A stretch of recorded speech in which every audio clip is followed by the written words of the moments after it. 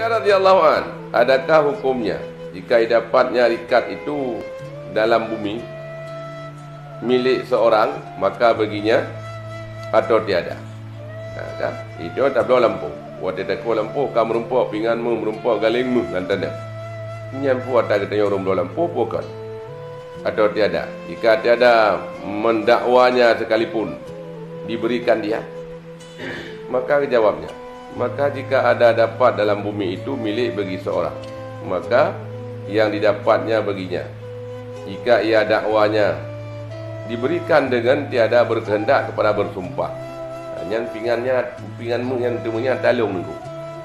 Tak boleh lempuh dia mudah bat tumpu kagak pegah nyata kenyan. Ya jawab dari anak yang bersumpah tadi.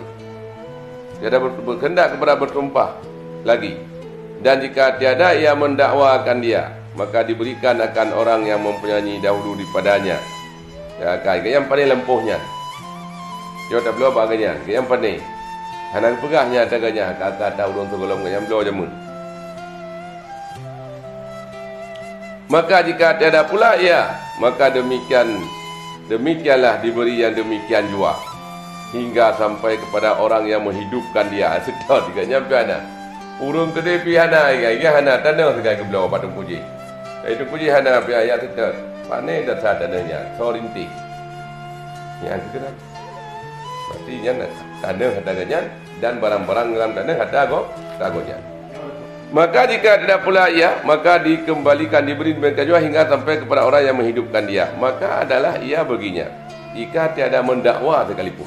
Kan? Walaupun bukan hilang anak kubah.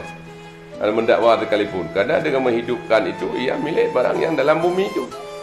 Dengan kata cah tanah, tanah bebas ya. Yang hanya gelarang oleh pemerintah kan untuk maslahah yang kagak tegah oleh imam. Kada rintih ke dapur dep yang tanah bak kaya poyana mandu milik dia mandu.